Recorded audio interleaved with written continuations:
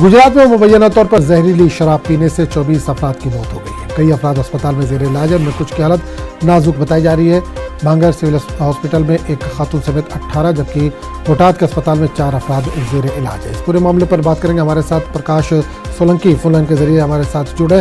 प्रकाश, बड़ी खबर आ रही है गुजरात से, शराब पीने जो कि जहरीली शराब पीने से 24 लोगों की मौत की खबर है। क्या ताज़ा अपडेट है इस वक्त आपके पास? जी, बात कर जाए तो जो बोटाद जिला का बरवाड़ा तहसील है और अहमदाबाद जिला का जो धंधुका तहसील है, वहाँ के कुछ 40 जितने आदमी थे उन्होंने जहरीली शराब पी थी जैसी आती है, जिसके कारण कुल 24 लोगों की मौत हो चुकी है, जिसमें बरवाड़ा तालुका के 15 और धंधुका तालुका के 9 लोगों, इस तरह के कुल 24 लोगों की मौत हो चुकी है। और मौत के पगले जो पुलिस है उन्होंने सख्त कार्रवाई की है। अभी लगन में कुल 15 लोगों को उन्होंने राउंड अप कर दिया, उनकी तपास चल रही है।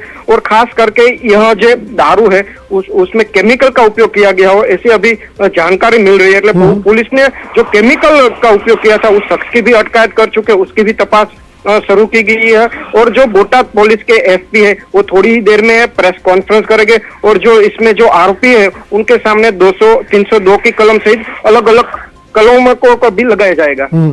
बिल्कुल प्रकाश, गुजरात में शराब बेचने पर या बनाने पर पाबंदी है, तो ये शराब क्या गुजरात में ही बनाई गई थी या कहीं बाहर से लाई गई थी? इस ताल्लुक से कुछ जानकारी मिल पा रही है? जी चौक्कस, जो बात करी जाए तो जो शराब है ये बरवाड़ा तहसील का जो चौकड़ी गांव है वहाँ ही बनती है। कई समय से यहाँ देसी दारू बन रहा है और इस यहाँ उसका बेची भी जाती थी। पुलिस ने कई बार कार्रवाई भी किया, लेकिन बुटलेगर हुए वो बेफाम थे, वो फिर भी बेचते थे। इसलिए देसी दारू के बाद उन्होंने केमिकल बेचने का भी शुरू किया था और जिसके कारण अभी जो 24 लोग हैं उनकी मौत हो चुकी है। चलिए, बहुत बहुत शुक्रिया इस तमाम जानकारी के लिए प्रकाश।